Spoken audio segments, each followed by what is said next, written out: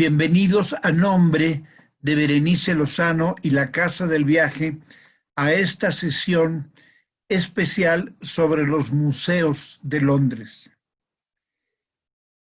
Londres es una ciudad tan rica en museos que podría uno permanecer un par de semanas, 3 semanas, exclusivamente visitando museos.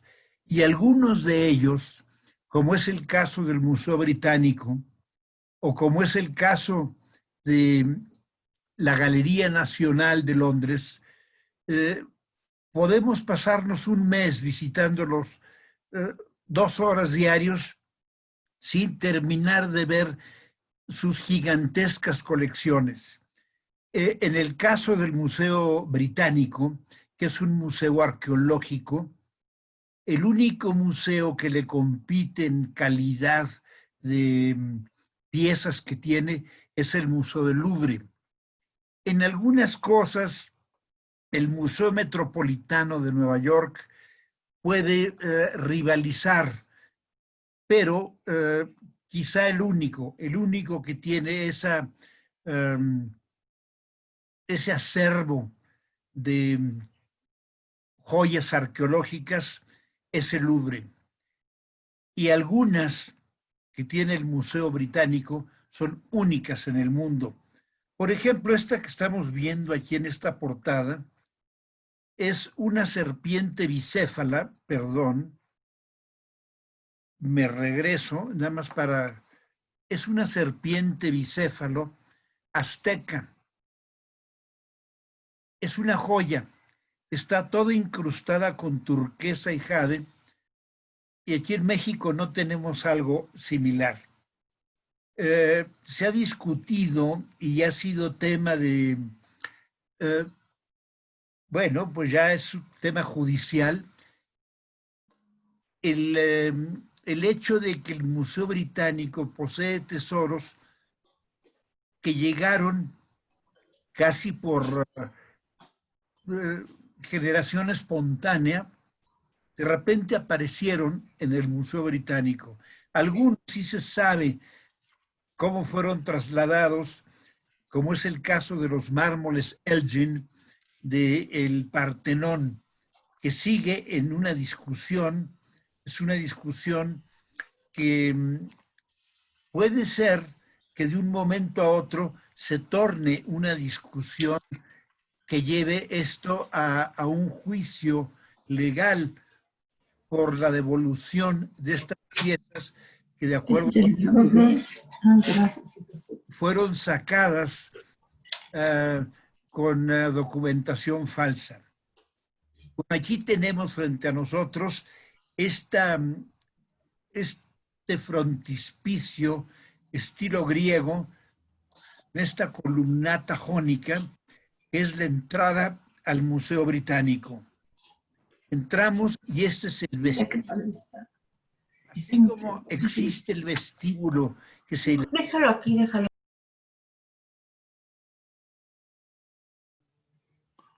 Por favor, guardar silencio.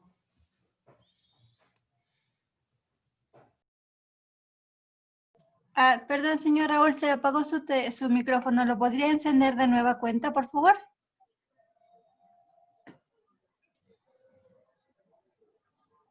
Sí, señor Raúl.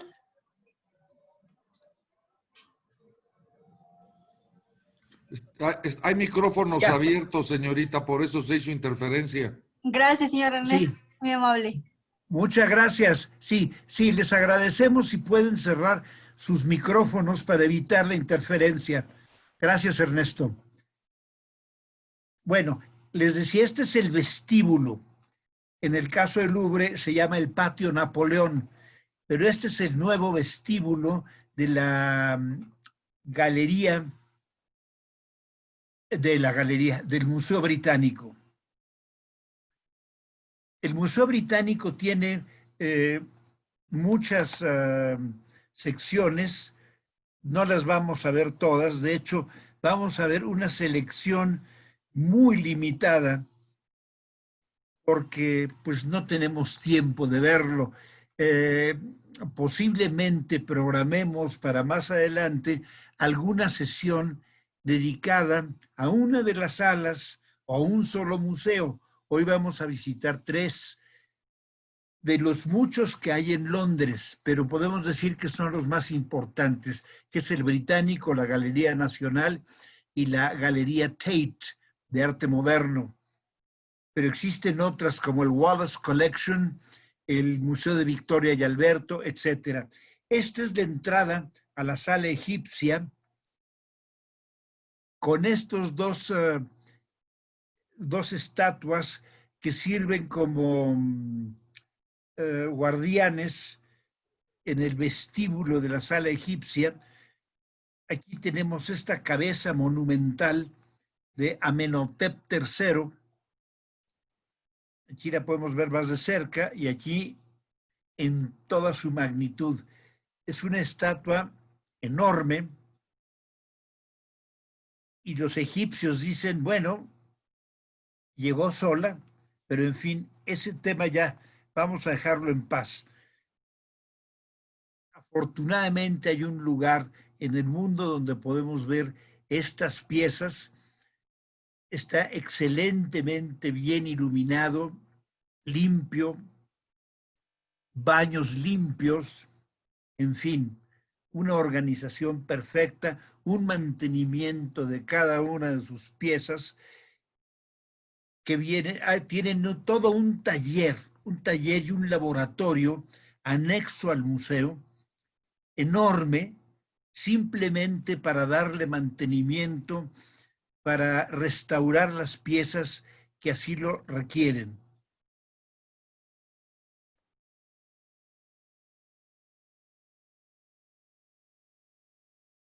Estos son cofres de momias, como ataúdes. En muchos casos, cuando era sobre todo tratándose de reyes, era un ataúd dentro de otro ataúd, dentro de otro ataúd, como si fueran matrioshkas.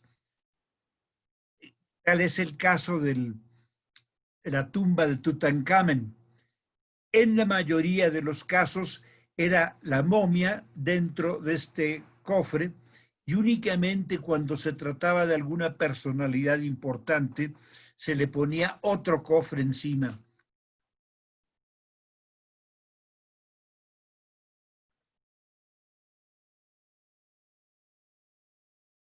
Aquí tenemos otras de estas piezas egipcias, egipcio tardío ya por la pintura.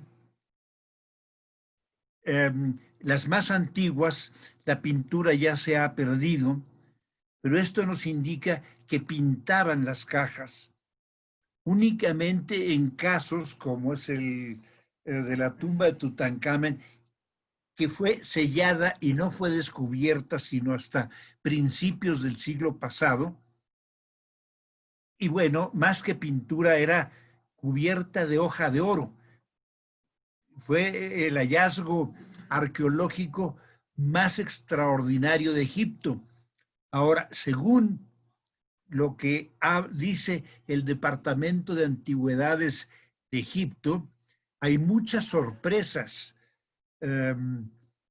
casi tan impactantes como el tesoro de Tutankamen, que van a estar expuestas en el nuevo Museo del Cairo, el que está cerca de las pirámides de Gizeh. Vamos a ver, pero por lo que sí es el museo de antigüedades egipcias más grande del mundo, el nuevo Museo Egipcio. Y podemos decir que el Museo Británico, considerando las proporciones, pues tiene una de las colecciones también más importantes de antigüedades egipcias. Todas son estas estatuas egipcias. Hay muros con jeroglifos. Hay todo un pasillo cubierto de jeroglíficos egipcios. Bueno, esta es una de las joyas de la egiptología. Es nada menos que la piedra Rosetta. Esta piedra sirvió para como un diccionario.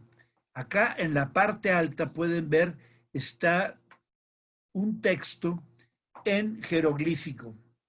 Después viene aquí todo el mismo texto en alfabeto demótico, que fue el alfabeto más antiguo egipcio que sustituyó y que evolucionó de los jeroglíficos, y al final hay una sección en griego. Imagínense qué tesoro. Si en el caso de los mayas, que han tardado tanto en poder traducir la escritura maya, si hubieran encontrado una piedra roseta que fuera maya, ¿qué les puedo decir? Latín y español antiguo, no sería una maravilla. Y esto es la roseta. Y esta sirvió, digo, no es tan sencillo nada más perdón, no es tan sencillo de ver a ver qué dice este renglón y el equivalente. Fue toda una labor de años de estudio, de ver coincidencias del egiptólogo francés Champollion. François de Champollion, el padre de la egiptología, él viajó con la expedición de Napoleón Bonaparte, donde se publicó una colección de varios tomos que se llama Antigüedades de Egipto. Y es la primera obra que se encarga de dar a conocer toda esta civilización sorprendente a Occidente. Esa la imprimió, fue impresa por órdenes de Napoleón Bonaparte, pero todavía a Champollion le tomó varios años traducir los jeroglíficos a una lengua moderna, concretamente al francés. Y la piedra Rosetta es uno de los tesoros del Museo Británico, de los grandes tesoros. Bueno, aquí tenemos otras muestras de momias.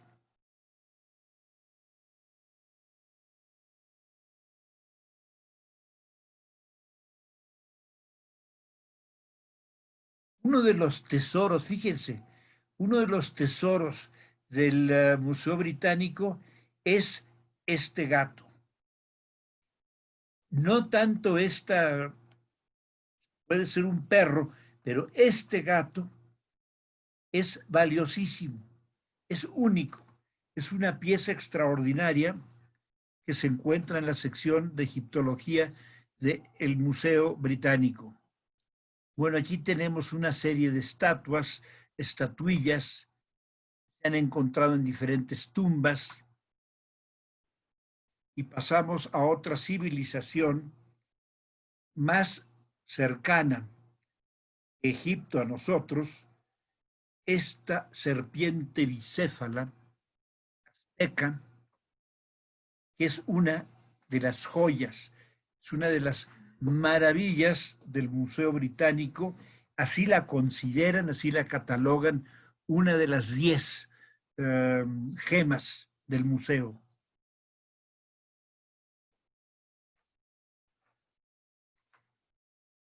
Fue adquirida en el siglo XIX, ignoramos cómo. Otra de esas piezas únicas es este jarrón de vidrio negro con un vidrio opaco que después fue copiado.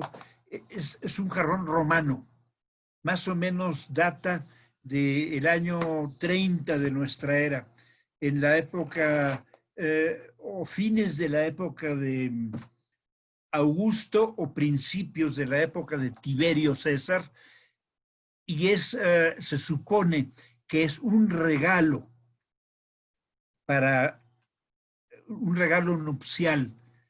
Este jarrón, todas las figuras blancas son figuras que tienen cierto contenido erótico, incluso alusiones sexuales que están en el otro lado. Me preguntarán por qué no pusimos ese otro lado. No conseguí ninguna foto, sino con todo gusto. Este jarrón chino de la dinastía Ming es otra de sus joyas. Y esta escultura traída de la isla de Pascua. También los chilenos se preguntan, bueno, ¿y cómo llegó? Inclusive hay burlas que llegó nadando. En fin.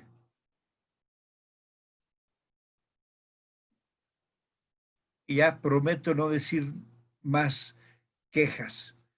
Pero es que sí, de repente como que se sacude uno con estos tesoros.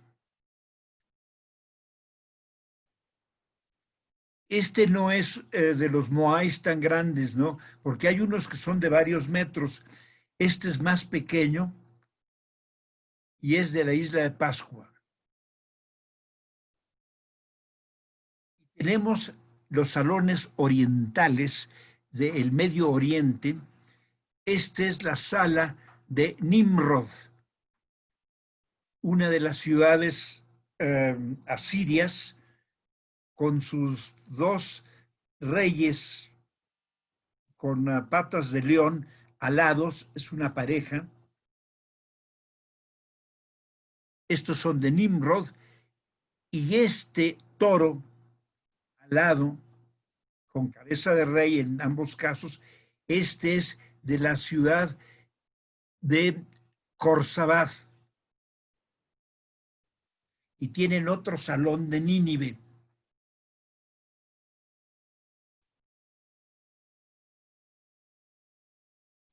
Tanto los ingleses como los alemanes lograron obtener piezas muy valiosas de Mesopotamia, gracias a que Mesopotamia fue parte del Imperio Otomano, y los otomanos fueron siempre mucho más banales. Ellos no valoraban estas piezas. Como buenos musulmanes, ellos veían esto como idolatría, y si se lo quiere llevar un inglés o un alemán o un francés, que se lo lleven. De estas puertas de las ciudades, tanto Alemania como Francia, Francia tiene unas piezas espléndidas en el Louvre, y el Museo Británico tienen sus toros alados. El Museo Británico tiene esta pieza única de la ciudad de Ur, la ciudad de los caldeos. Esto más o menos se calcula con unos 2000 a 2500 antes de Cristo.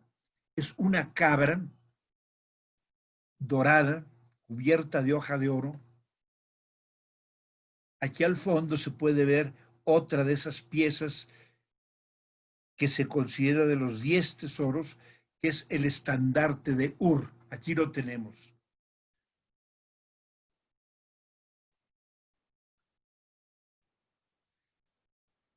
El Museo Británico, para una visita corta, es decir, omitiendo muchas cosas, omitiendo estatuillas menores y algunas culturas, a lo mejor culturas del Pacífico, etcétera, eh, puede tomarnos 2 mañanas completas ver lo esencial. Esta es otra de esas piezas extraordinarias del Museo Británico.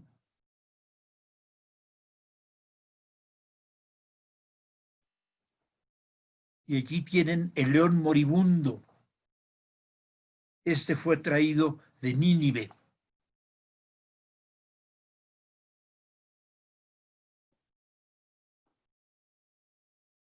Extraordinaria escultura. Ese es un relieve. pero vean el león herido, sangrando, ya en una postura de agonía. Es una pieza hermosísima.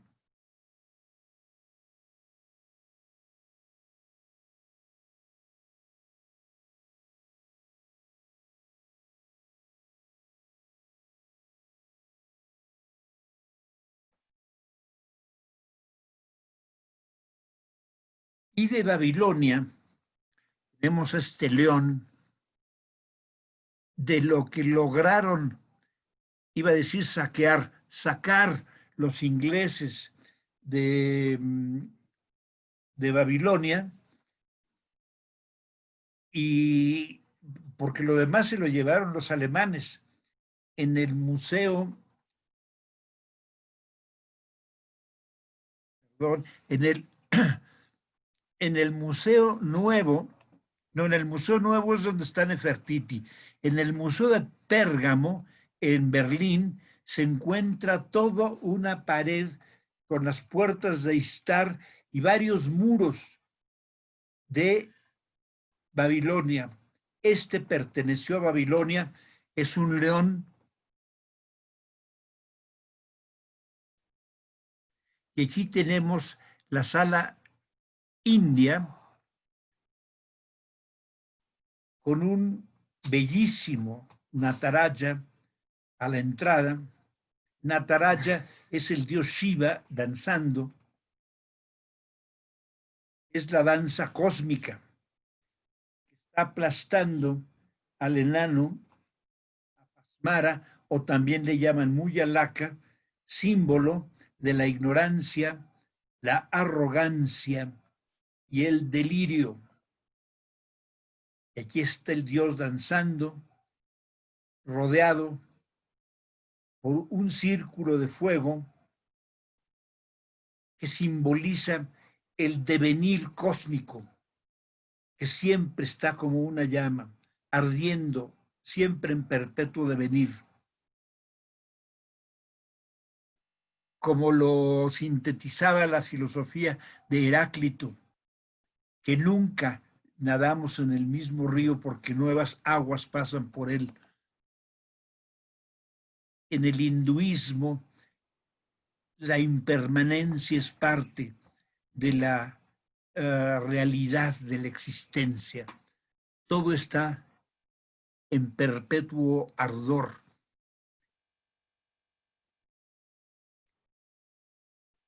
Aquí tenemos una pieza, es una escultura de Shiva.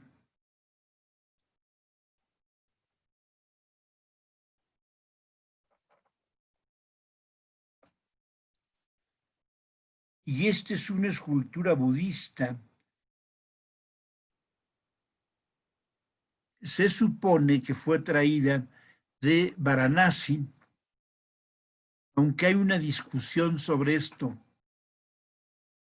porque no corresponde a las épocas. Esta es más pulida y tiene elementos que ya no corresponden tanto al estilo indio, sino más bien al estilo de Indochina, pero está dentro de las colecciones de la India. Y aquí tenemos la diosa Parvati, perdón, la diosa Parvati es la consorte de el dios Shiva, es el arquetipo de la belleza femenina, muy acinturada, muy prominente de todo lo demás, con labios como un capullo, como un botón de flor de loto, ojos en forma de un pétalo de loto, en fin, y proporciones perfectas entre los ojos, la parte baja de la nariz y el mentón. Se cree que aquí hay influencia griega. Y bueno, aquí tienen a este señor maravilloso, que es Ganesha. Le falta un colmillo, si pueden ver, y es que se lo arrancó. La leyenda dice que se lo arrancó porque se, se burlaron de él porque estaba demasiado gordito. Entonces tomó el colmillo y lo arrojó. Y otra versión es que se arrancó él el colmillo para escribir y redactar con ese colmillo, usándolo como pluma, y redactar el Mahabharata, ya que quien lo escribió físicamente fue Ganesha, el que lo dictó fue Vyasa. Y aquí tenemos una acuarela de la época mogol, con un grupo de trompetistas llegando, haciendo una fanfarria a base de estas trompetas para el rey Akbar. Y esto que los musulmanes supuestamente no tenían permitido la representación de la figura humana, pero en la India, sobre todo en tiempos de Akbar, ellos representaban todo. Y bueno, llegamos a la parte griega. Aquí tenemos la cariátide, que se llevaron a Londres de Atenas, y que por eso decían que las otras cariátides que están en el templo del Erecteón, de hecho ya las cambiaron, ya todas las que están en el Erecteón de Atenas son réplicas, se estaban dañando con la intemperie, pero decían, si se fijan, todas tienen una expresión triste, porque extrañan a su hermana. Esta es la hermana. Y bueno, aquí tenemos un grupo de, me imagino que son estudiantes griegos, que llevan ahí la bandera como diciendo, esta es nuestra. Y este es quizá el tesoro más importante del Museo Británico, los mármoles de Elgin. Todas estas relieves que podemos ver en este salón, un salón bellísimo, muy bien iluminado, estas vienen del Partenón de Atenas. Son las metopas. Es decir, no sé si se acuerdan que el Partenón tiene un friso que está dividido en espacios, son tres como columnitas y después un espacio. Las columnitas se llaman los triglifos, y entre los triglifos estaban las metopas, que narran una serie de acontecimientos, cosas, temas mitológicos, temas de guerra, pero toda esta colección de metopas, podríamos decir que es el tesoro de escultura griega, quizá el más importante que hay en el mundo. Vean nada más qué calidad de relieves. Es impresionante. Nada más pasar esto, vale la pena una visita ex profeso para ir a ver una por una estas piezas extraordinarias.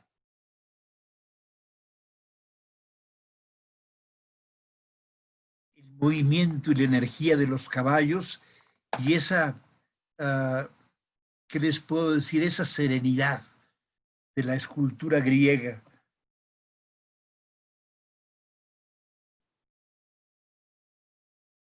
Aquí tenemos una estatua de Baco, bueno, Dionisios, era parte del frontón del Partenón. Aquí lo tenemos, un lado, uno de los ángulos del Partenón. Podemos ver cómo cae el ángulo, los caballos, estas figuras femeninas. estas telas que caen en una forma magistral. Vean estas, ¿no? Perdón.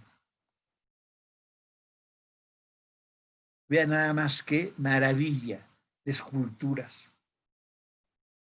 Esto es indudablemente el tesoro griego, su obra escultórica, pues quizá la más importante que hay.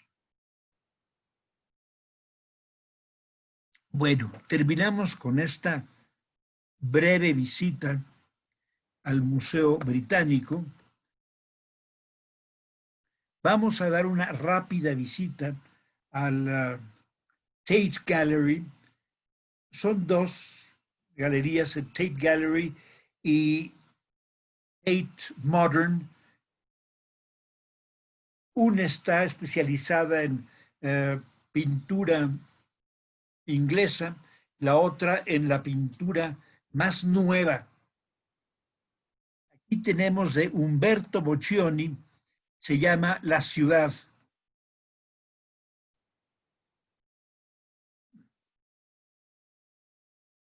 Aquí estamos viendo, perdonen el cambio tan abrupto, de estar viendo las metopas griegas, nos vamos a Braque.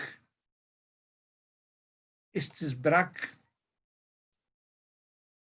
junto con Picasso, el padre del cubismo. Y esta es otra pintura de Braque que se llama L'Estaque. Y este es un collage.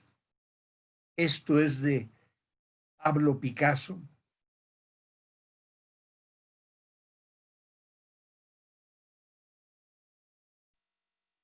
Este es también de, de Pablo Picasso.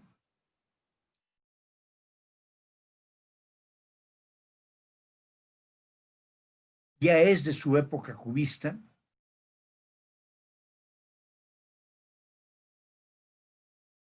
Esta celebérrima mujer llorando de Picasso.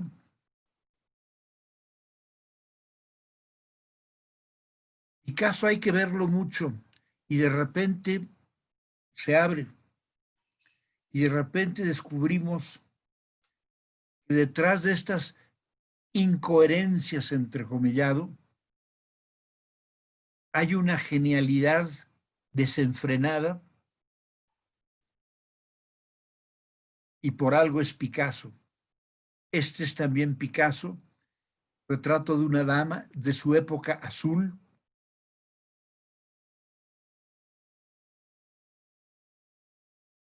Este es para si alguien pensaba que Picasso no sabía pintar. Este es un dibujo de Picasso llamado El beso.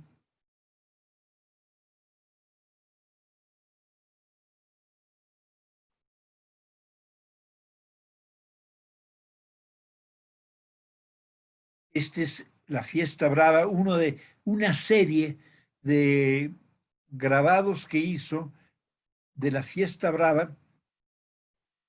Fueron hechos originales, los originales son en tinta, y ven este florero también de Picasso.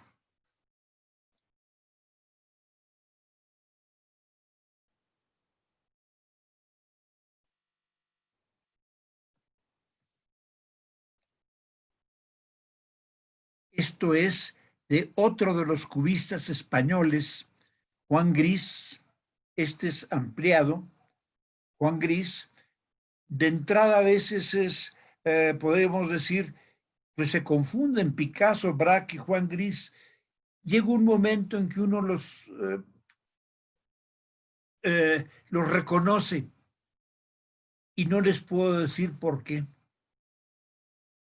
Picasso es más violento, Braque siempre es más suave, Juan Gris usa colores más intensos y contrastados. Esta pintura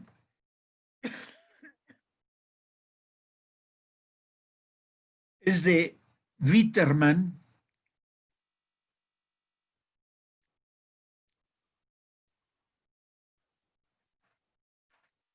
Perdón. Y bueno, estábamos en el Tate, salimos de lo ultramoderno y nos vamos a Hogarth.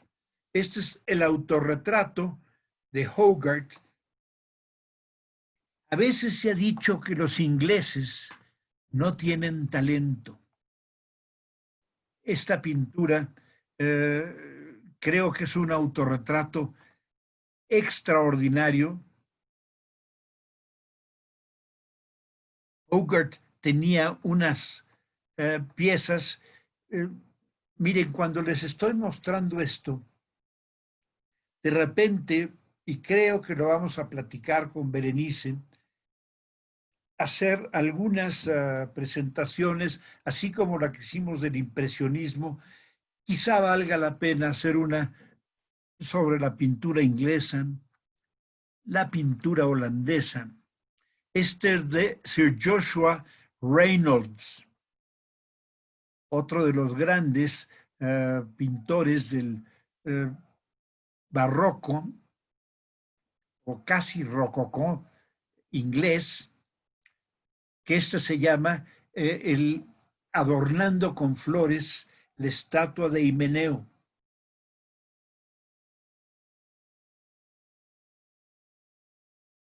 Y esta pintura que es una de las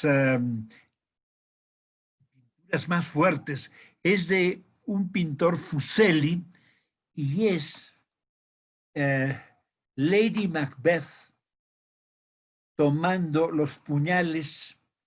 Aquí está el pobre de Macbeth horrorizado ante lo que acaba de hacer. No sé si se acuerdan de la obra, que llega con los puñales en la mano y Lady Macbeth lo regaña, le dice, pero ¿cómo los hubieras dejado?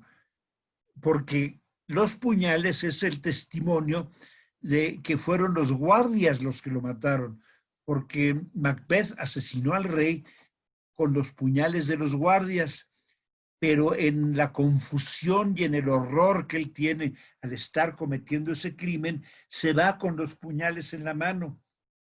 Y aquí podemos ver a Lady Macbeth hecha una furia, como diciendo, primero cállate, y después toma los puñales y ella va y se los vuelve a colocar al cadáver del rey.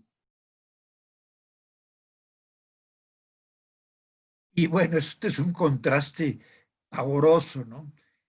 De aquella figura terrible de Lady Macbeth, aquí estamos en un tranquilo paisaje de Constable, se llama el río navegable.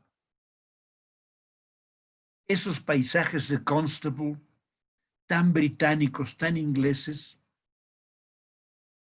siempre son un deleite verlos. Si quieren, no nos sacuden, no nos ponen a cimbrar como la pintura que vimos antes de Fuseli, pero son un regalo a la vista. Vean este paisaje, presagio de tormenta, también de Constable. A mi gusto, el más grande paisajista británico. Y aquí estamos con los prerrafaelistas. Este es el retrato de Ofelia de Millet. Este es de los más famosos.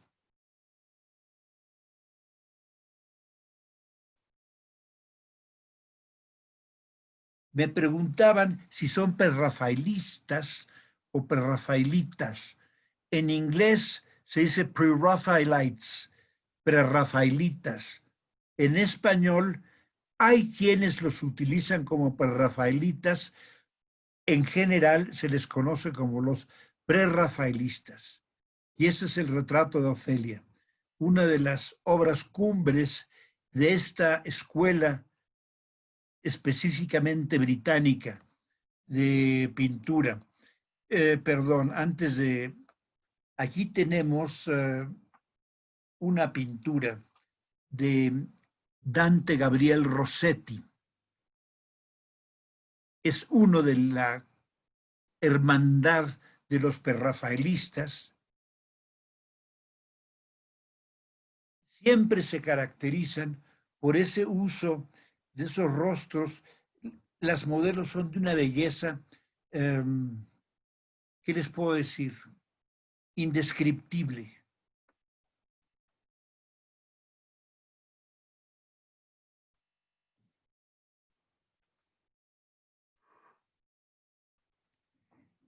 Vean esta muchacha, ¿no? Es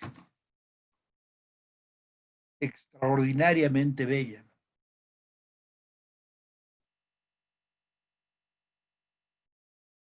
Y esta es de Edward Brown Jones, se llama La Escalera de Oro, donde vienen todas estas chicas, todas extraordinariamente bellas.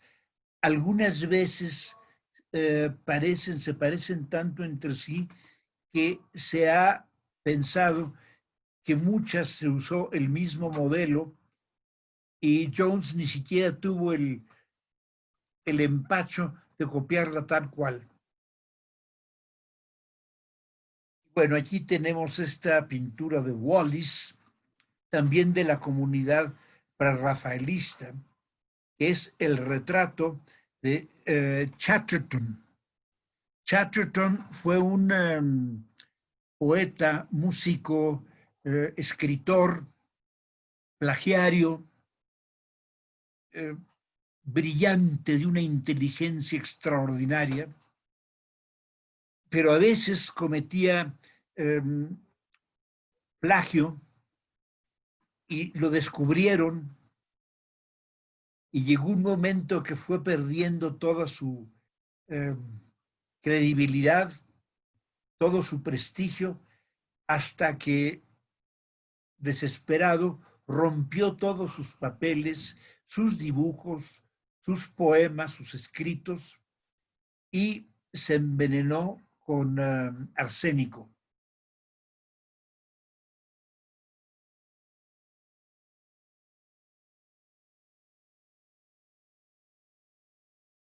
Bueno, esto es como un bombazo que estamos poniendo dentro de esta exhibición de los prerrafaelistas, dar un brinco a este pintor atroz, devastador, llamado Francis Bacon. Murió hace unos años. Él era un admirador del hombre de fuego de Clemente Orozco y él hace figuras humanoides distorsionadas, poseedoras de unos niveles de angustia y de distorsión de verdad inquietantes, y este se llama Tres estudios sobre la crucifixión. Es uno de los Bacons que están en el Tate Modern. Y dando un brinco también a otro tema, aquí tenemos a uno de los más, a mi gusto, de los más fabulosos pintores británicos, que es William Turner.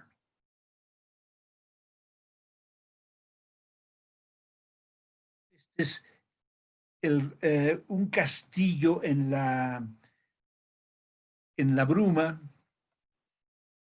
Esto es presagio de tormenta.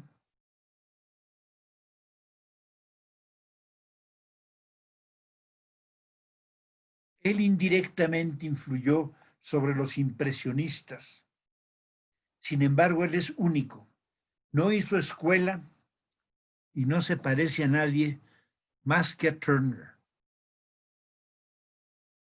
Era un hombre burdo, sin mucha educación, pero con un refinamiento, con un gusto para pintar como pocos.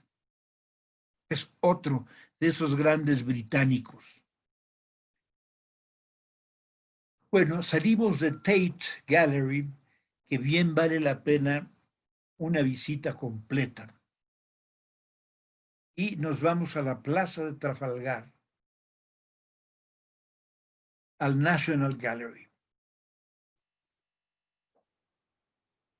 Yo creo que es la colección, no es la más grande, pero yo creo que es la colección más completa, la que tiene más obras maestras en el mundo, quizá. Es muy difícil calificar esto.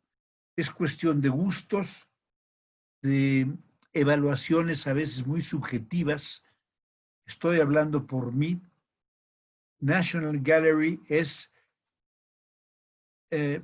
si tuviéramos que salvar, si yo tuviera que salvar una galería porque se viene el fin del mundo, yo salvaría el National Gallery de Londres. Esta es la entrada. Aquí tenemos alguna de las pinturas. Esta es de Sebastiano del Piombo. A mi gusto es la obra maestra de Sebastiano del Piombo, que es la resurrección de Lázaro.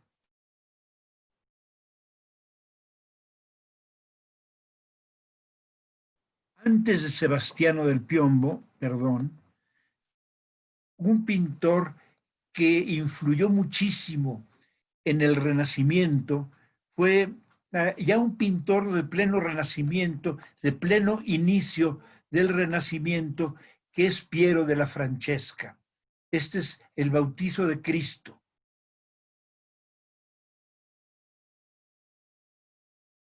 Fue de los primeros en dominar la perspectiva, en ordenar con una composición menos simétrica sus figuras. Fue un precursor, influyó muchísimo en muchos pintores italianos.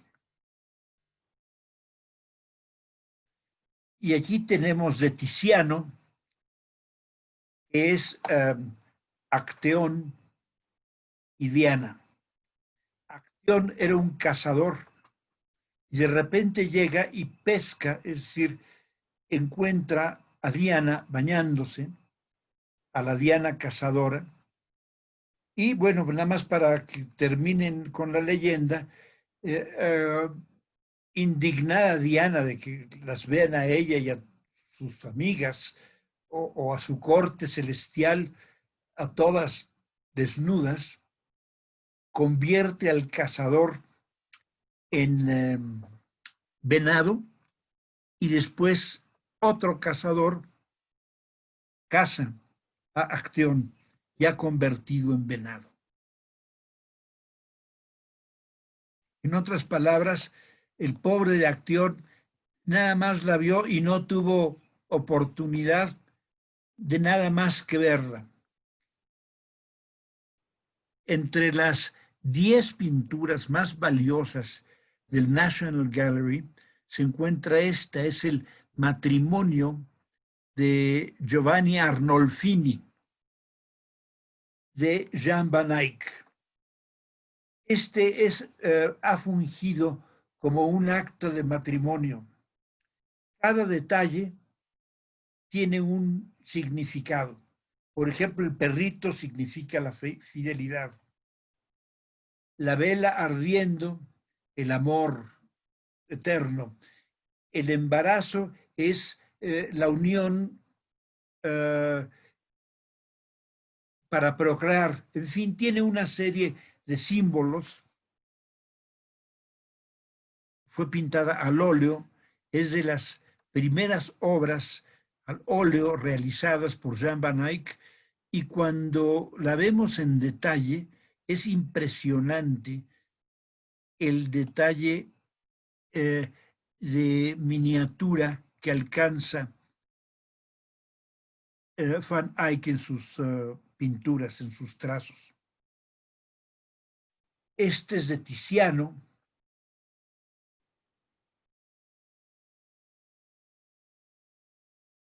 Este es un Tiziano restaurado porque los colores están más vivos.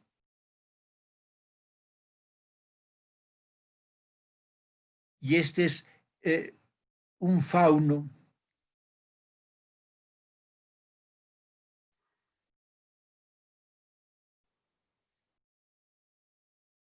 Es la diosa Dafne.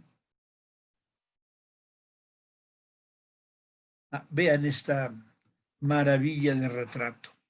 Es el dogo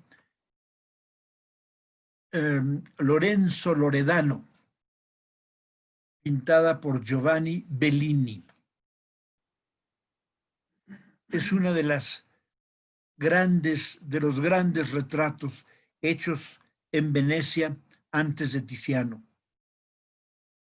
Y yo lo comparo, y mucha gente lo compara, en calidad con el mejor Tiziano.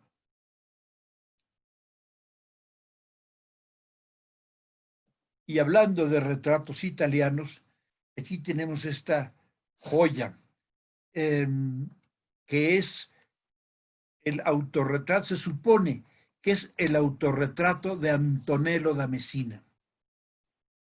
Hay otras gentes que lo titulan Retrato de un joven. En este cuadro, Antonello utilizó ya el óleo. En esta época, y hay cuadros de Antonello que están hechos todavía en témpera, es decir, los pigmentos disueltos en yema de huevo y después disueltos con fijadores. Este ya está hecho en óleo, y cuando vemos el detalle, pinta pelo por pelo de la barba del muchacho. Independientemente del extremo de detalle que es notable, la calidad de retrato, la mirada, la fuerza, el realismo que tiene este retrato. Es de estos retratos, de estos cuadros que no mira uno, que lo miran a uno.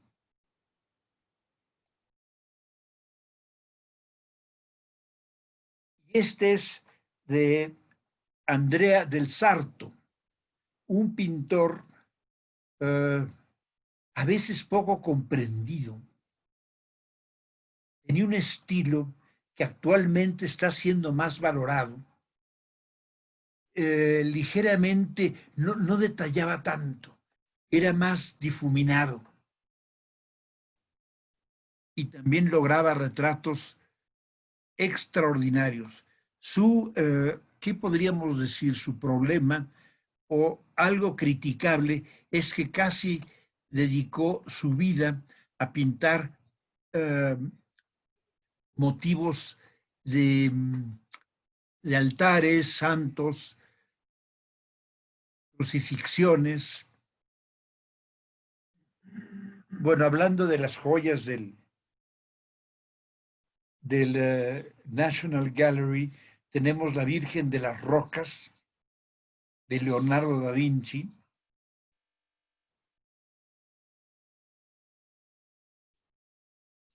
Muchos la consideran su obra cumbre, por encima de la Mona Lisa y por encima de cualquier otra de sus pinturas. Y esta es de Holbein. Holbein, un pintor de origen alemán que estuvo trabajando en Inglaterra, y este se llama Los Embajadores. Otro retratista muy honesto, muy frío en su forma de retratar.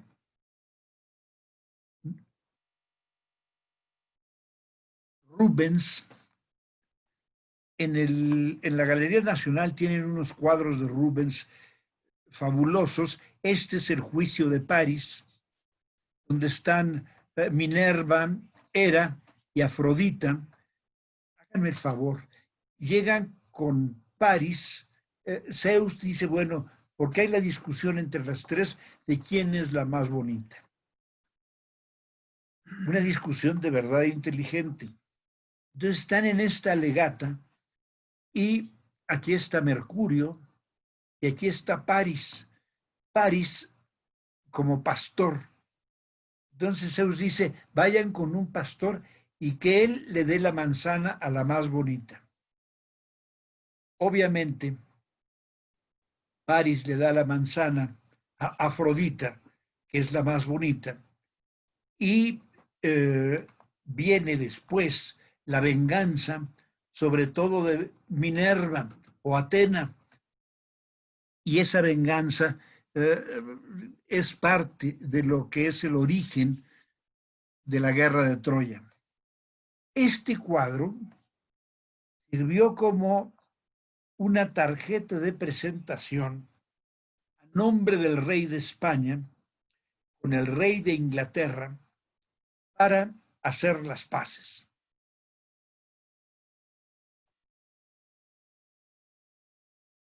Se llama Alegoría de la Guerra y la Paz.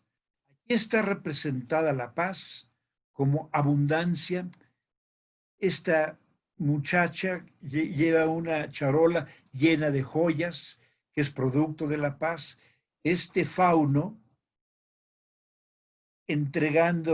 sacando de una caja frutas, los frutos de la paz. En la paz, un leopardo que juguetea como un gatito. En la paz hay leche abundante que aquí la muchacha le está dando de beber a este niño. Y aquí están los horrores de la guerra, Marte, los horrores de la guerra, y vienen estas niñas horrorizadas, todavía con sus caras de miedo, de los desastres de la guerra. Esta pintura de Rubens fue así como el rey de España te regala esto para que firmemos la paz.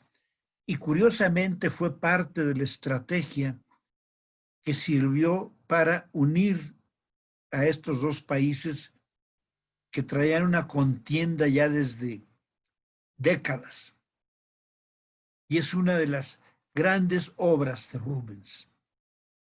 Yo sé que Rubens es difícil, sobre todo en esta época, pero una vez que lo entendemos, es impresionante. Esa fuerza que tiene, ese movimiento perpetuo, es el barroco encarnado en pintura. Y aquí tenemos a uno de los más grandes pintores del mundo, Rembrandt. Este es el apóstol San Pablo, siempre con estos rostros llenos de profundidad. Yo creo que pocos pintores se hundieron tanto en el espíritu humano como Rembrandt. Este es un autorretrato de Rembrandt. Lo podemos analizar, lo podemos, ¿qué les puedo? Casi disecar, y vamos a llegar al alma de este hombre fascinante. Hizo más de 60 autorretratos y que en la actualidad es considerado entre los 3 o 4 más grandes pintores de la historia. El retrato de un filósofo.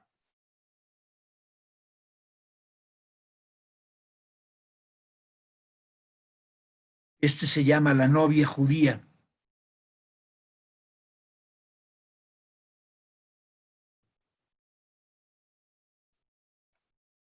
Y siempre con este juego de penumbra y luz dorada, muy de Rembrandt. Bueno, en la Galería Nacional hay constables también, y les pongo este constable que se llama el Maizal. Y bueno, pues una de mis pinturas favoritas, que es la Venus del espejo de Velázquez.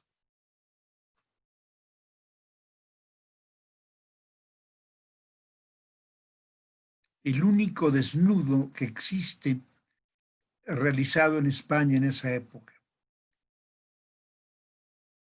Con un balance de colores, esta seda negra, estos blancos, esta cortina roja y este fondo como color ciruela pasa, que hacen destacar el extraordinario cuerpo de esta muchacha, que es Venus. Por eso está aquí un querubín.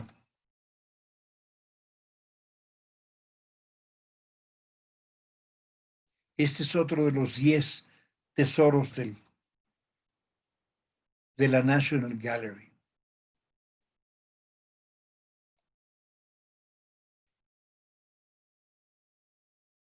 Este es un cuadro que si yo pudiera quedármelo, sin robármelo, yo creo que me lo robaba, siempre y cuando no se dieran cuenta en el National Gallery. Y bueno, después tendría que cambiar de casa para tener un sitio adecuado para colgarlo. Y hablando de españoles, esta maravillosa dama, doña Isabel Cobos de Porcel, de Goya, es muy maja, muy española, con ese garbo y ese mantón.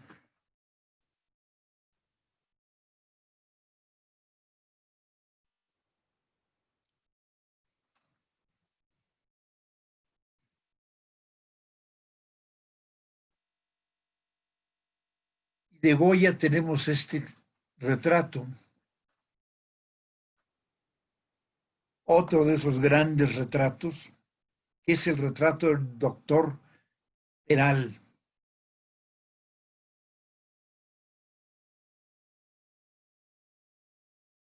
Casi podemos ver sus pensamientos.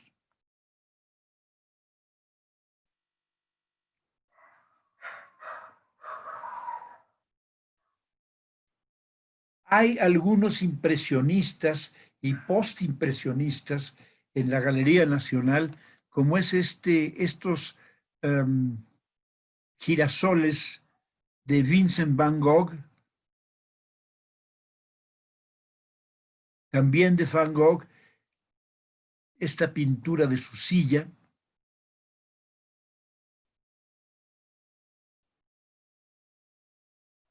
de Camille Pissarro, la avenida Montmartre de noche,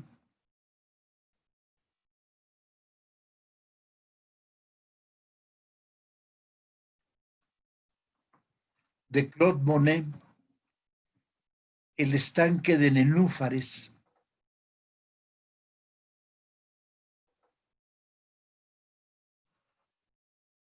de Claude Monet. Claude Monet vivió en Londres como 1 año y medio. Hizo una serie, acuérdense que lo que comentábamos, Monet pintaba en series y del Parlamento hizo una serie de pinturas a diferentes horas. Y esta afortunadamente se quedó en Londres, que es una de las más bellas.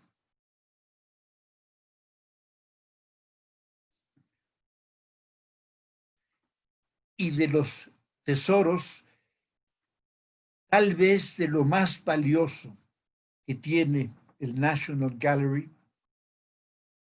Para mí, la Venus del espejo y este cuadro, y bueno, algunos Rembrandts, pero este cuadro de la Virgen, Santana, el Niño y San Juan, que es un boceto, no es un cuadro terminado, es realmente un prodigio, un monumento de boceto.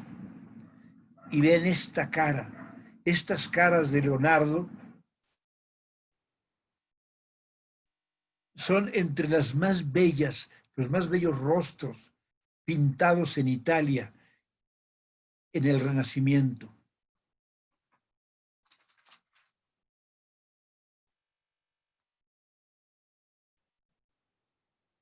Y con esto terminamos este breve paseo por 3 museos de Londres. Agradezco mucho su atención a nombre de Berenice Lozano y de la Casa del Viaje. Muchas gracias.